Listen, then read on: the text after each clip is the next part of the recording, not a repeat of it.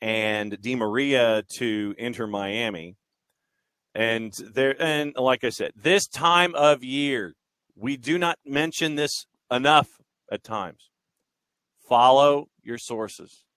Check. Especially nowadays, the damn Bird app, where like the check mark doesn't mean what it used to mean. Now it just means somebody who thinks way too highly of Elon Musk.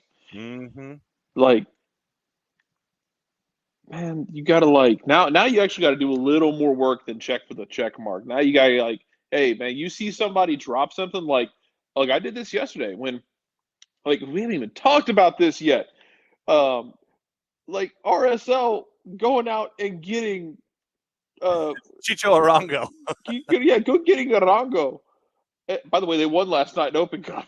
Yeah, I know. RSL's gonna make a run to the Open Cup. This is amazing. They'll be the Sporting Kansas City of 2023, and since it is 7:30, since it's 7:30 in the morning on the West Coast, that means we bring in this guy. It is Thursdays with Niko, which means it's Thursday, and there's Niko. What's up, guys? What is going on? How's everybody doing out here? We are riding some high vibes, baby, called Lionel Messi. So excited to be on with you guys. I got my second cup of coffee today, which is kind of early for 2, but that's the type of morning we've had. Wow. Hey, special times call for special actions. Mm-hmm. I totally agree, man. It's been a lot of buzz, a lot of movement. So, we've been up for a while. No doubt. Jarrett, go for it. First question to you with Niko. Oh, my God. Yeah. Okay, let's start with the simple one of, like, your initial reaction to the fact that, this is actually happening now. Well, I was excited. I wasn't as surprised as most. We've been in Soccer Bar at the hand of Diego Cora, journalist that has a lot of connections. And, he's been doing a lot of investigative work, including trying to look at the Inter Miami webpage past a certain time and how you couldn't buy tickets past like June. And he thought that was weird, and talking to agents and talking to people. And we kind of thought that it was a high possibility. I never thought that the Barcelona thing was going to happen because obviously all the economical trouble that club has in today's day and age. And then the Saudi Arabia League, being someone who knows how important family is to Lionel Messi, style of life, and, even where that league is at, I thought that Messi, if he came down to making a choice, he didn't need money. He probably wanted to go beyond the money and look at other things. Obviously here he might get some generational money, if he gets part of a club and everything that we expect for signing of this magnitude. So excitement, I think, was the biggest thing. And it's been kind of unreal. I mean, I've been getting calls. I've done shows in Uruguay, in Peru. Newspapers have called and just try to find out more about the league. I mean, this is global. If you don't think that this has been the topic of conversation in every single sports adjacent program, even across the globe, then you better ask somebody, because that's what's been happening. Wow, he's dropping the road dog here in the show this morning. All right, so question from Parzival, wasting no time here in the Twitch pitch. Niko, how does the deal change the way teams approach deals in the future? How do you think?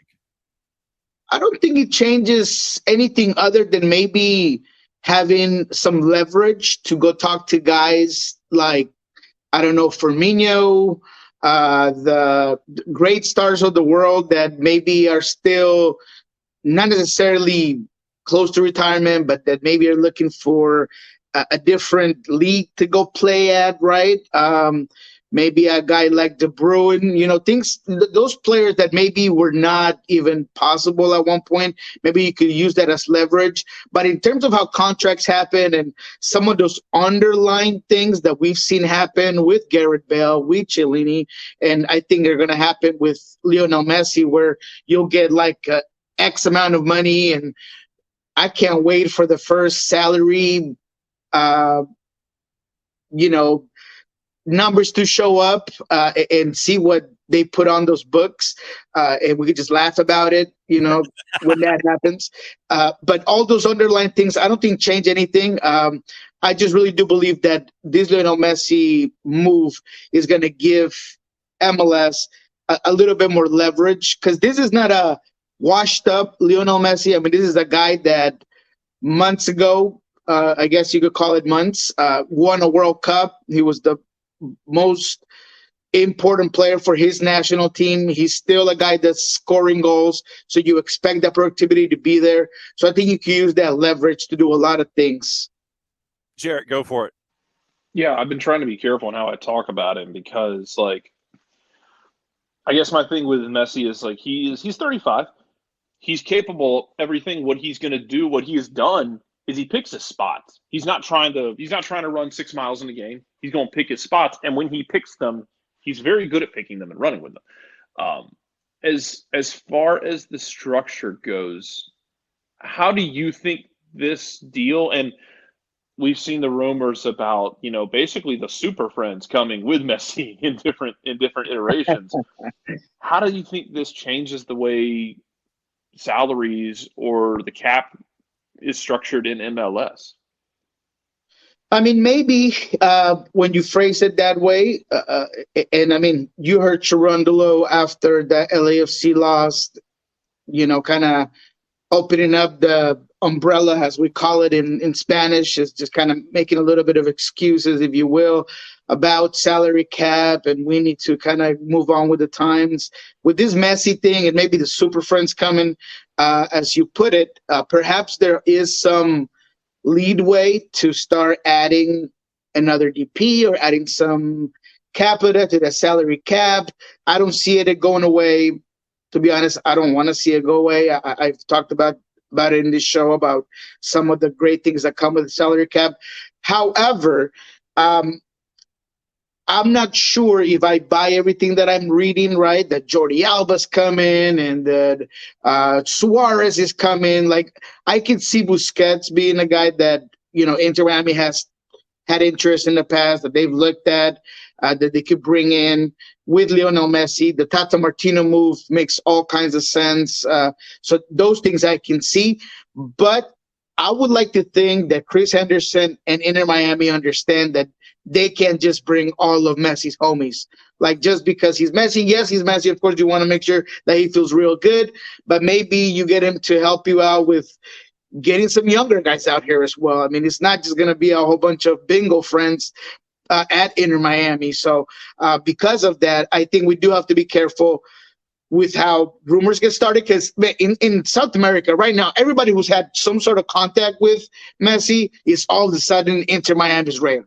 And that's going to happen over and over and over again. So just to kind of conclude the point, I think that maybe there is a little bit of leeway that this might force the league to change a couple of things and add some DP spots or things like that. But to be honest, I haven't heard anything in the underline from anybody that I've talked to, GMs, sporting directors. There don't seem to be anything in the near future. So maybe Messi being Messi just changes it all.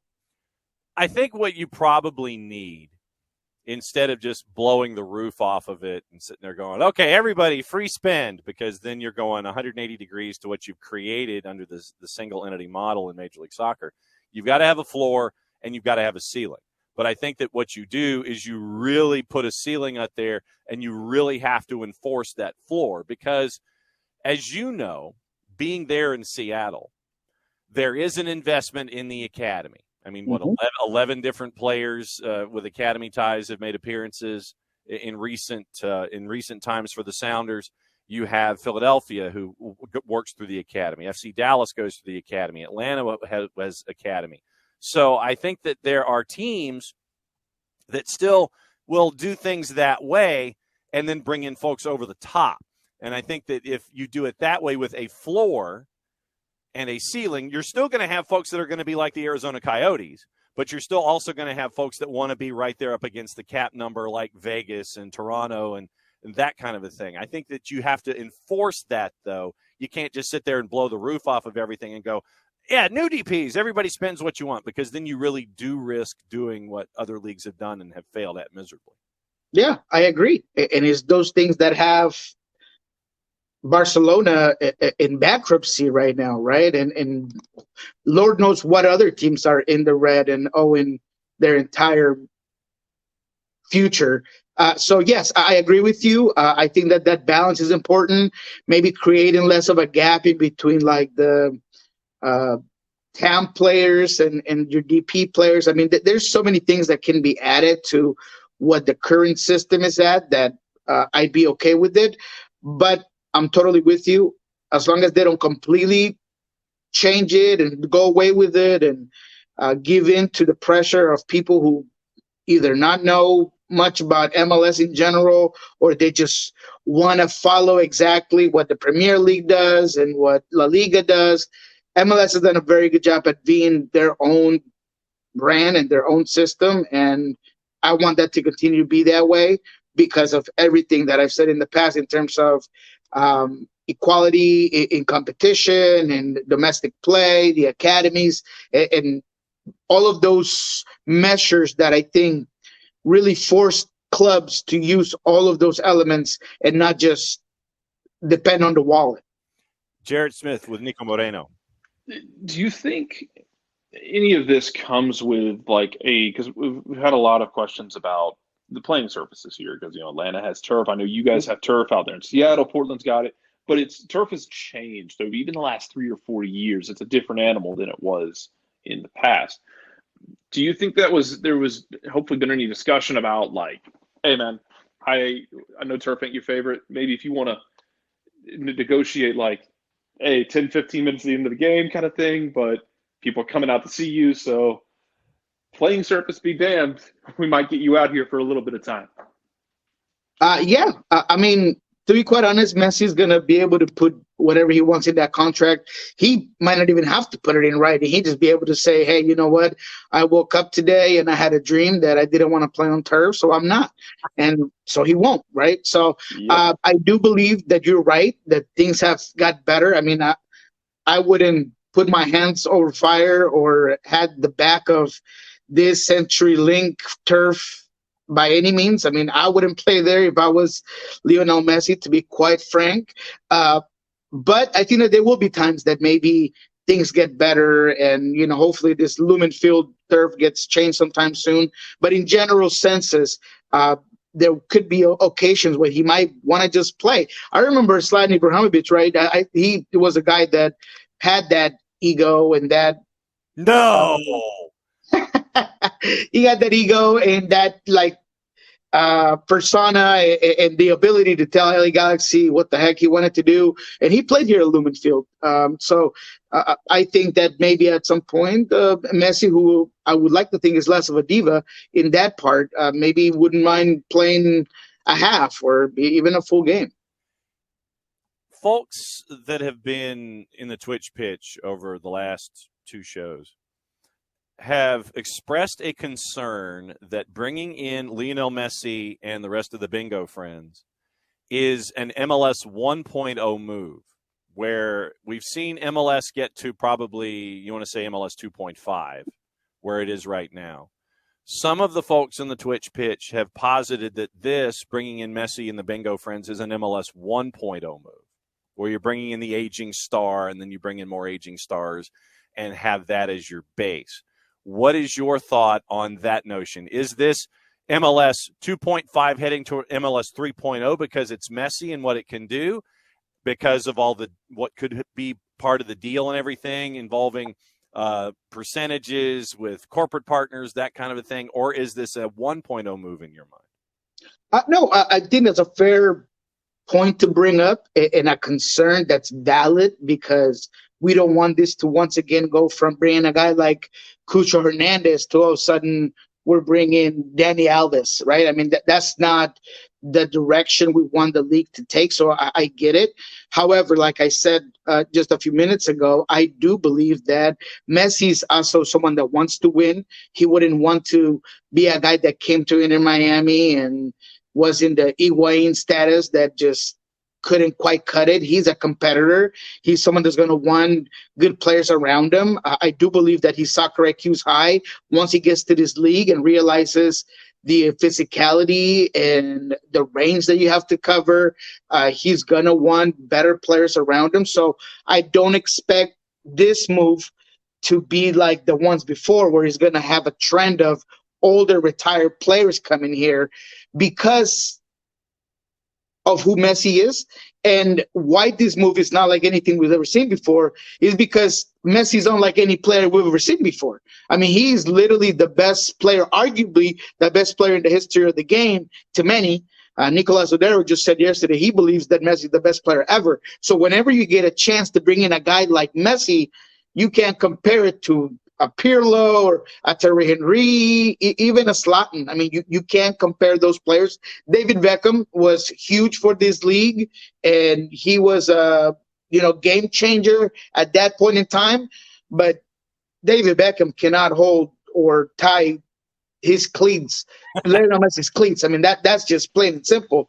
All due respect to who he was as a soccer player, but Leo is Leo. So because of that, I just think this is different. And when you bring that player, you just take it, right? I mean, Inter Miami went from having 1 million followers to 5 million followers on Instagram. I mean, all eyes will be on MLS. As I mentioned at the beginning of the show, this is the topic of conversation everywhere. So when you're talking about marketing and globalizing the league to extend that, although they've been growing, now that's just going to double, triple, quadruple. That's what Messi does. So he's just unlike anything we've ever seen before. And that's why it's unlike any of the moves in MLS 0.1 or 2, or now I think we're at 3, 2.5 now going to 3. I have no idea. I think we're on like 3.5 now. I think we're on a beta release of 4 is what we're at. I think Messi is like the beta release of 4. But yeah, to your point, like we had this conversation yesterday about like, as far as players go, like, yeah, Beckham changed this league when he came here. All the respect to Beckham, he ain't Messi.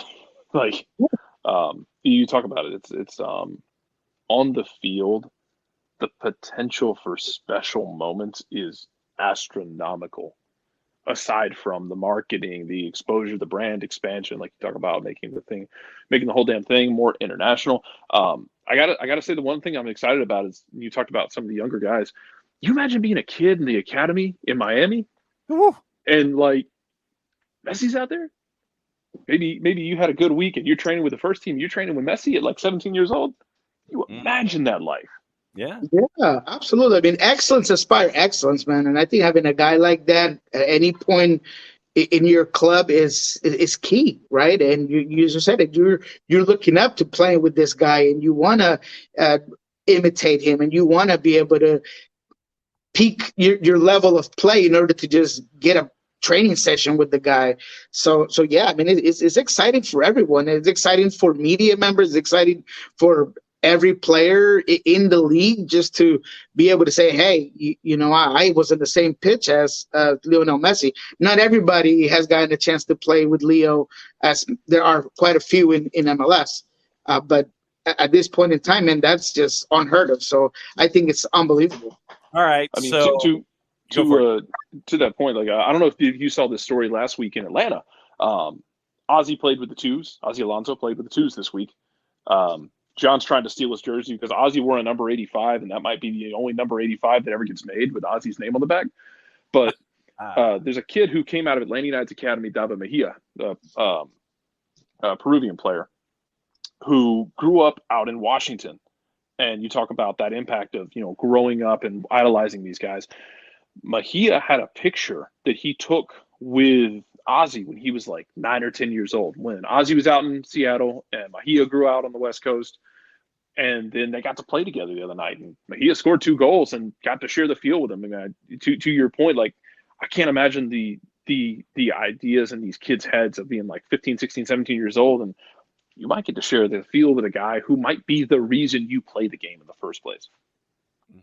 Yeah, absolutely. And Ozzy's one of those guys when he was here with all the young guys like Roldan, he was, so influential for Nicolas Odero today to a guy like Obed Vargas. I mean, those are the players that you want to watch and follow and see and get to inspire you. And now you're talking about a whole other level because you got Lionel Messi. So, as I said, man, I think it's a no-brainer. That is a move that you have to make. You got to praise the Moss brothers and Inter Miami for making it happen, the league in general for going for it. Because, as I said, this is unlike any other move. And this is beyond just marketing, once again. I want to make that very clear. This is not just about let's get the brand out there because we have Lionel Messi, like maybe the Saudi Arabia league might have done. Because they don't have that infrastructure. They're not as developed as I believe this MLS league is. But you will get the soccer player. You will get the guy that's going to be able to get there. All right.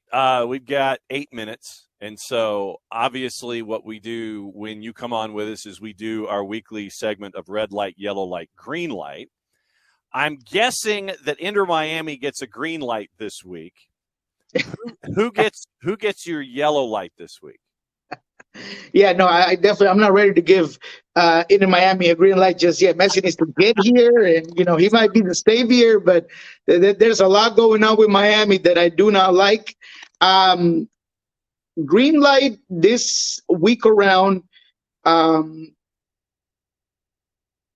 going to give it to a team that I haven't said that I went yellow on, but it was kind of trending down yellow. So today I'm going to confirm him as a green, and it's San Luis City.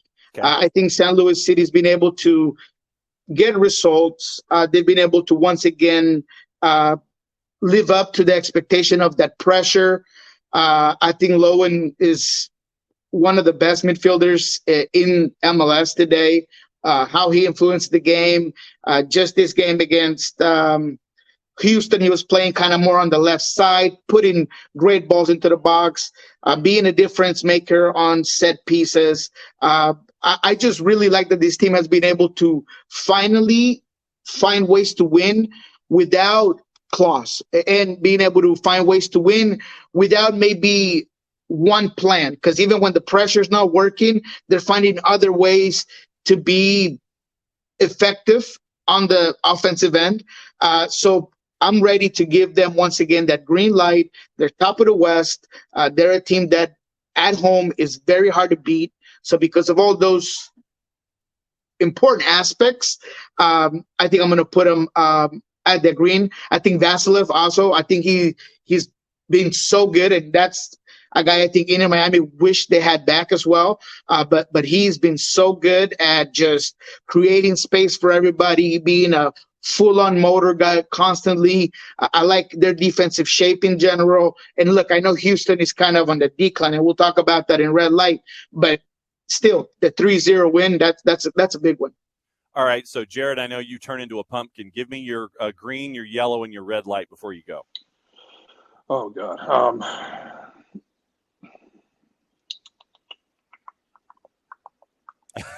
Honestly, I think for green, it's a team we saw last night. I think LAFC is going to be fine. Now that the Cup is behind them, now the CONCACAF Champions League is behind them, I think they will continue to – I think they will be in very good shape. They put on a good show last night. Brad Guzan just got possessed for 90 minutes. Mm-hmm. I'm yellow with a team like Houston. I'm not necessarily quite to red light, but they're limited in what they can do. And it's a multi-year. I think you bring in Ben Olsen for a multi-year project. Yeah. You don't bring in Ben Olsen to magically turn this around in 6 months. It's gonna take longer than that. And I think in the long term they can be okay. I don't know what their ceiling can be. Depends on how much they're willing to spend. Depends on how they're willing to market it, and what should be kind of like. Man, look, Houston's got like Atlanta vibes for basketball. Like Houston and MLS feels like what Atlanta could be for the NBA. Like it could be a monster if you just did it right. Mm-hmm. Absolutely. But you just haven't really recently. And then For red light, Mm-hmm. I mean, is it still Chicago? Like, Yeah. that kind of new manager bounce, just kind of that the dead cat quit bouncing, metaphorically speaking. It's their problems went deeper than Ezra Henderson. I wasn't a fan of firing him at the time because I thought they could not close out games to save their lives. Not unlike San Jose this year or Atlanta, they could not close out games to save their lives. Mm-hmm. And now it just seems like they got a little bit of a boost after all that, but it just kind of feels like that boost is really starting to wane, and Chicago still has roster issues, and I don't love their chances going forward. Although I do like the shout for, hey, Miami still got problems as well. Like, all of this is great, all this is great. Miami still got problems. They still got to have a conversation with God about all this. Yep. All right. So you'll be back for a weekend whip around tomorrow. Yep. All right. So we'll see you at 10:00 tomorrow morning on the East Coast. So the question is, before we get into your other lights, before we get into juice boxes, Jason Nix wants to know: will Messi play on turf? That's what you have to find out. Apparently, Jason Nix says that is your assignment. Will Messi play on turf? Plain and simple, if I had to take a guess today, I'd say no. I just feel like at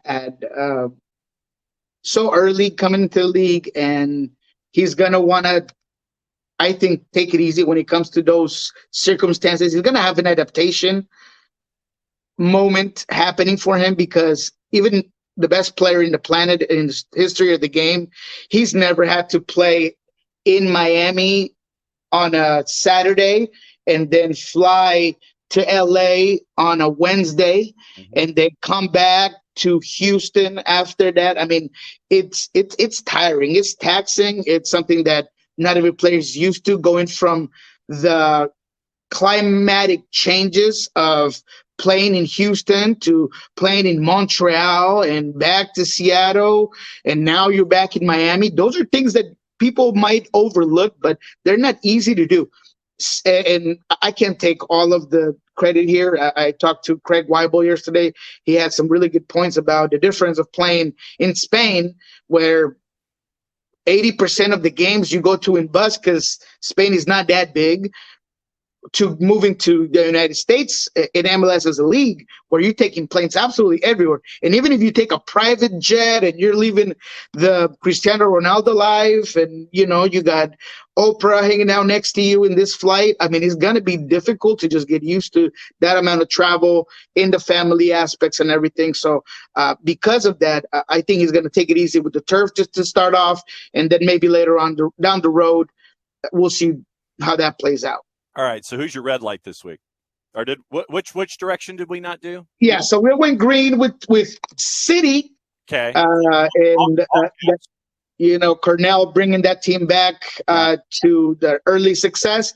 Red, because I respect Jared, I will not put Houston in the red. I'm going to leave him there at orange, and I'm going to go with the LA Galaxy. And what is the parameters of green light, yellow light, red light? If I give you a new, different reason, well, I'm going to once again put him in the red, because I think U.S. Open Cup was this rubber ducky holding on to their year, their season, and all of a sudden you're kind of in the middle of the pool, and that just got popped. Wow. And I expect changes. I expect Greg Vanney to go at some point. Javier Hernandez came off in a stretcher yesterday. That's huge blow for this team. That's the one player that they can count on at least having the right attitude and keeping guys accountable and busting his behind off for 90 minutes, 96, 100. It didn't matter how much they played. Go ahead and criticize Javier Hernandez's inability to score sometimes, and criticize his twitching on a 1 a.m., 2 a.m., right before a game. Fine, I'm okay with that. But don't criticize the man's commitment to his team and the club and the fans. So I think that's a big player out. Hopefully he's okay. Haven't heard anything, obviously. But if that's a big injury, watch out, because that team's going to not just lose Javier Hernandez, a soccer player, but Javier Hernandez, the leader. All right, a couple of juice boxes we want to get into before we go. Obviously, folks on our side of the Mississippi River want to know what you think about Atlanta United. They're at home. They get DC United, one of the 7:30s on Saturday night. Atlanta United's minus 133. Your draw and DC are both within the margin of error around a plus 300. Man, Atlanta's been so difficult, man. And they proved right everything that I've talked about just last night, man. I mean, there were moments where Purata would make a great defensive play, and then he's trying to come out the back and just completely gives the ball away on a free, easy ball, and he creates a bad moment. Araujo takes on 2-3 guys and loses the ball. He might be the guy that loses the ball most in this league, man. I mean, it is unbelievable. There's one time where Araujo kind of gets far on the right side, makes a beautiful move on the defender. You know, he has all this space all right, and then doesn't put the ball where Gigi wants it, and Gigi's giving you all of this. So, man, I have a hard time figuring out how this unit can be more cohesive. So against DC United, a team that, if they have something, is a little bit of an identity, how they play, set pieces, how they start just right off of kickoffs, very structured at this time. This is going to be a difficult one for Atlanta, but I'm going to take the draw on it. I've been doing good on the draws. that Portland Sounders one was a good one. So, yeah, I'm going to take the draw with this one, just simply because I think it's going to be a little bit of a chess match. I could see maybe Gonzalo being a little bit cautious, not in terms of like parking the bus, but how much they're going to hold possession, how selective they're going to be when they push forward. So, yeah, I can see this as a draw. All right, Seattle's in Charlotte. Charlotte is a plus 139 at home. Your draw is a plus 233. Sounders on the road are a plus 190. What do you think? I'm taking the road team. And I'm taking them confidently in this one. Charlotte might be just unfortunate and out of luck because they're getting a bunch of players back. I mean, you're going to see Raul Ruidiaz first start. You're going to see Christian Roldan first start. You're going to see Alex Roldan back in lineup after being off in suspension. You're going to get a team that just got Obed Vargas back from the U20s. We talked to him yesterday. Talked about how he's just seeing the game a little bit different, how he got the ability to get higher up the pitch and being an influencer in that final third. There's possibility of Jordan Morris being cleared for minutes in this one. That's not set in stone just yet. We'll see what Brian says here in a couple of hours. But with all those things present and a team that I believe is waiting for a statement win against a Charlotte squad that has defensive woes, it's very open in the midfield, their press is very toothless and ineffective, I can see Seattle dominating this one. So I'm going to take the home team. I think it'll be a 2-0 win for Seattle. All right, then the third match, considering two of the teams that you mentioned in red light, yellow light, green light, they're playing each other. Sunday afternoon, 1 o'clock until you get the Super Hyper Mega pregame show and it goes to 1:25. All Caps SC, St. Louis. City is hosting LAG. All Caps is at home is a minus 105. Your draw is a plus 273, and LAG is a plus 250 heading to St. Louis. Yeah, I'm definitely taking City in this one. You're talking about a team that just got punched in the face by a not-so-good Houston team. You just put everything that you had into what could have saved your year. So you got players that are going to be dead. Delgado, Brugman, Ricky. I mean, these are guys that have played a lot of minutes over this last week. And this one was not just frustrating, but it was a taxing game. So I'm taking City without a doubt. They're coming on a high. They look good. I just talked about how differently they can win in today's day and age. And if there's something that LA Galaxy doesn't do well is taking care of the ball. And turnovers in key sectors of the field where transition is easy for the opponent, and that's what City does well. So I'm taking City. All right.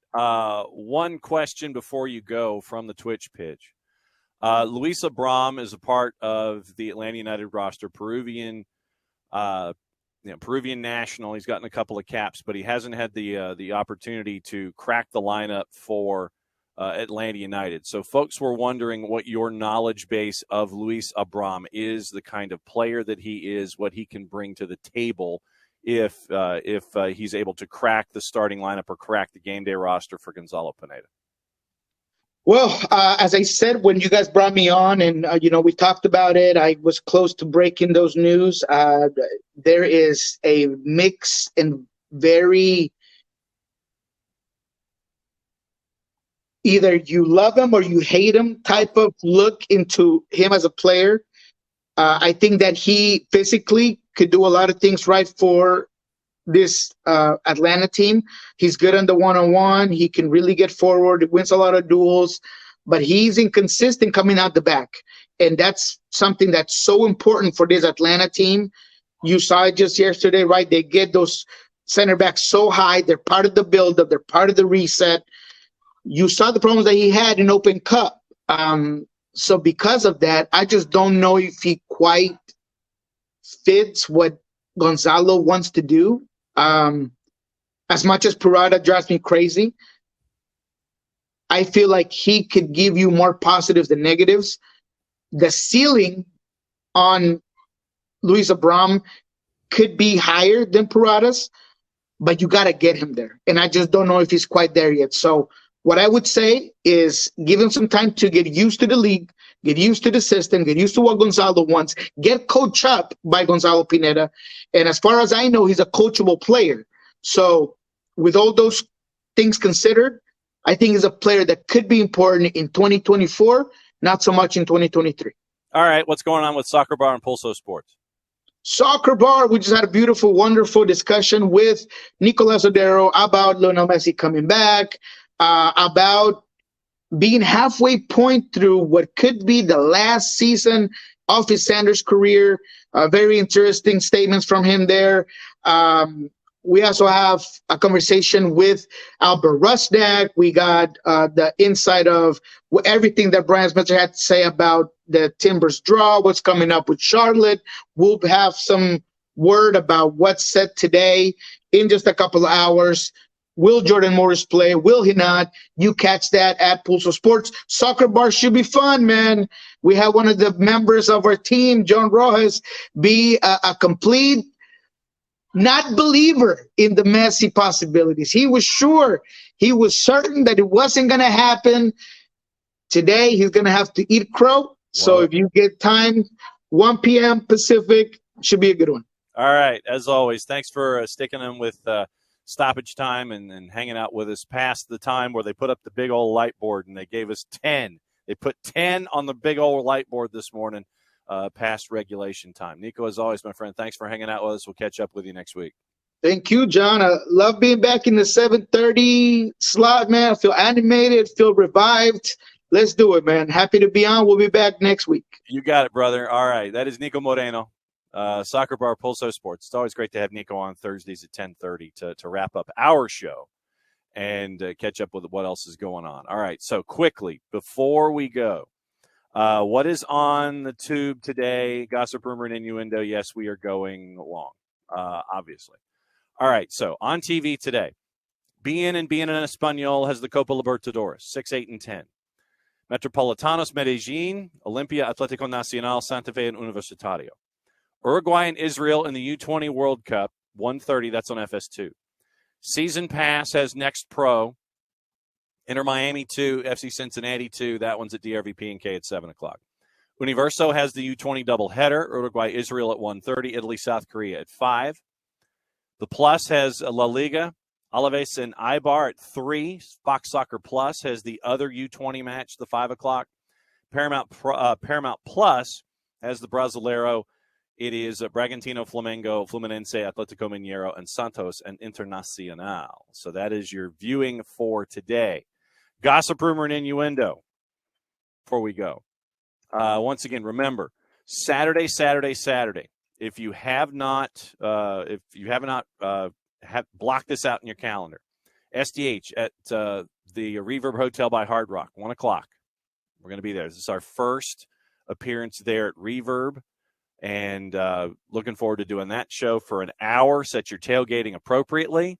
You want to come and hang out, and we're going to talk about DC United. We'll get everything squared away. We might even talk about this Messi guy too. Who knows? But looking forward to seeing all of you guys at the Reverb by Hard Rock, 1 o'clock Saturday. Start your tailgating there, or have that as kind of like your lunch part of your tailgate. You get there early, get your lunch, 1 o'clock, go to Reverb. Then when you're done at Reverb, go back to tailgating, and then I'll see you out there at the Gulch.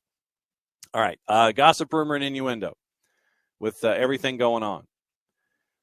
Kim Min-jae edging closer to a Manchester United deal, 5 years from Napoli. That's from Niko Lashira. Newcastle interested in hijacking the deal. There's a £42 million release clause that becomes active on July 1st. That's the 3-letter paper. Take the information at your own peril. Villa interested in signing Harry Maguire. They've also made a formal offer to Villarreal for defender Pau Torres. Al Ahly president Walid Mu'aath traveled to London in an attempt to sign Riyad Mahrez after they missed out on Messi. Al Hilal made a final attempt for €500 million a year. That's from Helena Condis. After securing Messi, now the talk has turned to Di Maria and Busquets. We talked about that all morning. Bayern Munich still hopeful of trying to persuade Harry Kane to join despite interest from Real Madrid. That's from Dave Ornstein. Manchester City poised to make an approach for Leipzig's defender Josko Vardiol. Luis Suarez, we mentioned that as well. 90 minutes is adding Luis Suarez and Busquets to the Inter Miami discussion. Inter Miami's Nick Marsman, we know him, says the American club is not ready for the arrival of Messi. They're not ready. So Daily Express with Nick Marsman, signed in 2021 from Feyenoord, 30 appearances, found himself as third among him, Drake Callender, and CJ Dos Santos. Spoke to ESPN while in Miami wearing a Heat jersey. Did say he hopes the forward comes to the club. It'd be nice. I think our club is just not ready yet. We have a temporary stadium and people can just walk onto the pitch. For example, there are no fences. There's no security when we walk from the training ground to the stadium, but I hope he comes. So that's what Nick Marsman had to say about it. Where's my tab? It's like my tab disappeared with all my news. So that was a rather interesting thing to say by Nick Marsman. They're not ready at DRVP and K. Chelsea's N'Golo Kante completed the medical agreeing to the Al Ittihad deal, 2 years, €100 million a season. David De Gea ready to snub a Saudi Arabia offer to stay at Manchester United. AC Milan still keen on signing Ruben Loftus-Cheek, with talks continuing over potential move to Chelsea. Franck Kessie's agent has denied he's up for sale despite interest from Liverpool. Liverpool and Fabio Carvalho will only be allowed to leave Anfield on loan this summer. A number of Premier League clubs are interested. Florian Balogun is a target for AC Milan and Inter Milan, set to leave this summer after impressing on his loan at Reims. That's from the 4-letter paper. Take the information at your own peril. Brighton preparing a club record £40 million bid to sign Levi Colwell after he impressed on loan from Chelsea last season. The money from Alexis will help offset that. Manchester United closing in on a surprise transfer for Monaco defender Axel Disasi.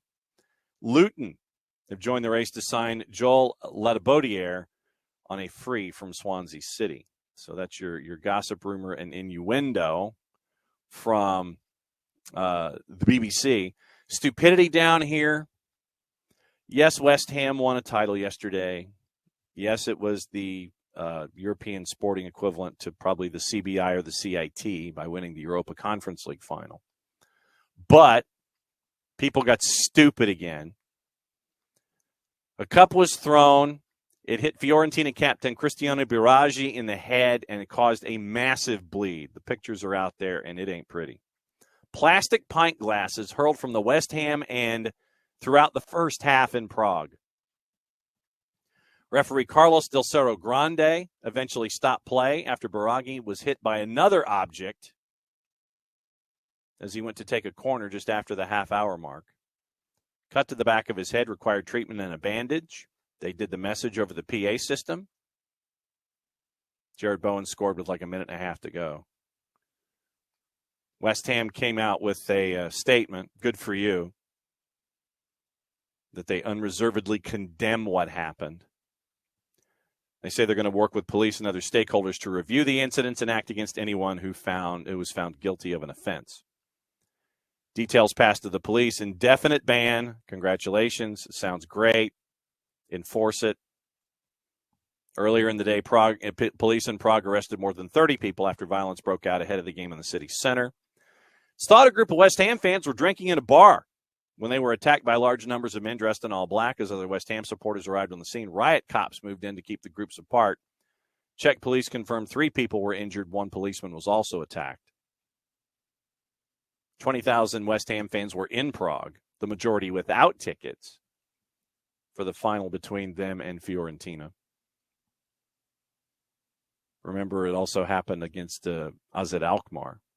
Home supporters attempted to, remember, the home ultras tried to get after the West Ham staff, and then you had the one heavyset supporter that fended off like 13 AZ Alkmaar ultras. So 5 West Ham fans injured, according to some fans. So, great if you find them. Cool. Indefinite ban, sure, why not? But still, how are you going to enforce it? That's all I want to know. How are you going to enforce it? Once again, avoiding the 3 and the 4-letter paper. Sheikh Jassim could walk away from the whole thing. Patients wearing thin. Birmingham City waiting on a windfall in excess of £10 million on the carryover on the Jude Bellingham deal from Borussia Dortmund to Real Madrid. Chelsea looking to sign Neymar this summer as PSG hope to land Bernardo Silva following the exit of Lionel Messi. Avoiding the 4-letter papers news, and there's a lot of it. West Ham can expect a huge fine, according to the Daily Express, after everything was thrown at the Fiorentina players. Rasmus Højlund reportedly being earmarked as a target for Manchester United after Erik ten Hag held multiple video calls with the striker. Mason Greenwood will be informed of Manchester United's decision on his future in the next few weeks, according to the Manchester Evening News. The Athletic.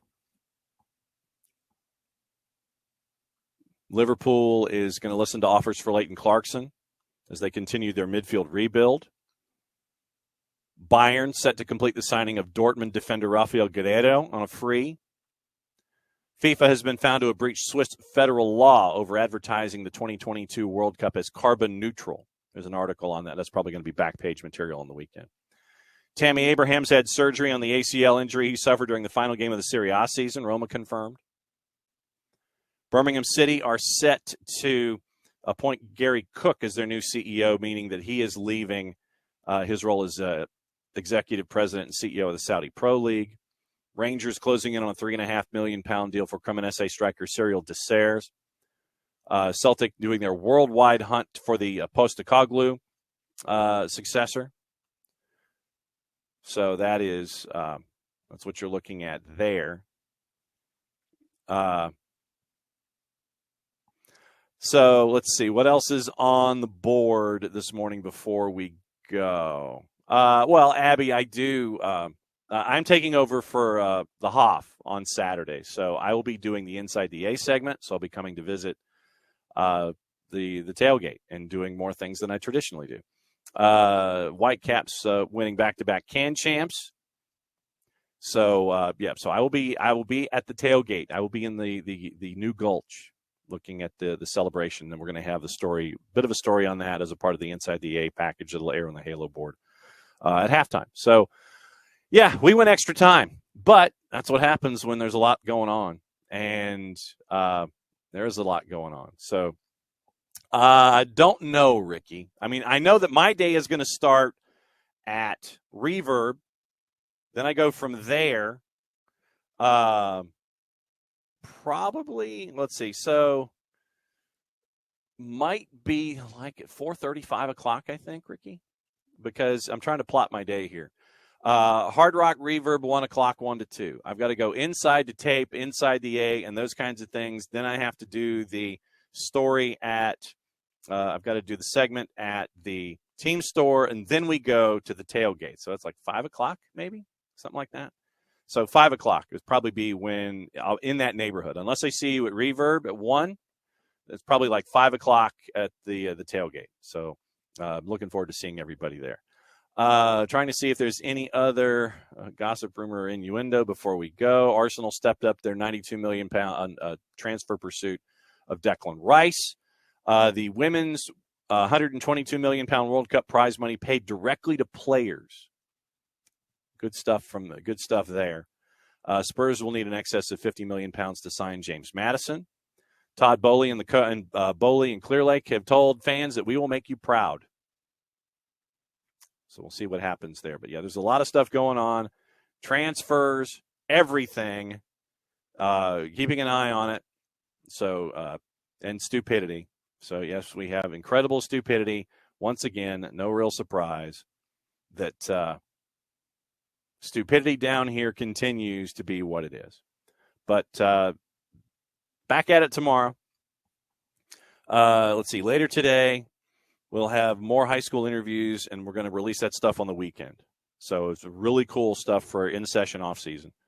Catching up with, you'll hear more of the Star Stripes and Soccer interviews and get you ready for all of that. So, yeah, a lot of high school content being released on the weekend, and we'll be back at it again 9:05 tomorrow. And it'll be 9:05 normal, 9:30, hopefully, our friends from Beyond Goals. It looked like Greg Garza was on a plane. So we'll see what happens there. 10 o'clock weekend whipper on patent pending trademark coming. Hopefully get a visit from Jason if he is recovered from flying back from the West Coast. We'll go over all the action, getting you ready for the weekend, including Atlanta and D.C. The NPSL Southeast Conference show is also going to be released on Friday afternoon. And you've also got Atlanta United 2, Philadelphia Union 2 on Friday night here on the network. Pre-game, 6:45, I think, and the kick is a little after 7 o'clock. So you'll get the game right there from Chester, Pennsylvania. I'll have your pregame. Jason will have the match for you, and it'll be here on the SDH network. So busy stuff, as always, and thanks to all of y'all for hanging out as you always do. And please go back and get your naps in after a late night where it was MLS After Dark. So for everybody here at SDH, thanks again to Niko for hanging out with us. Play it safe, everybody. It's the end of the show. That means I get to do this. Mucha Platia will catch up with y'all 9:05 tomorrow morning.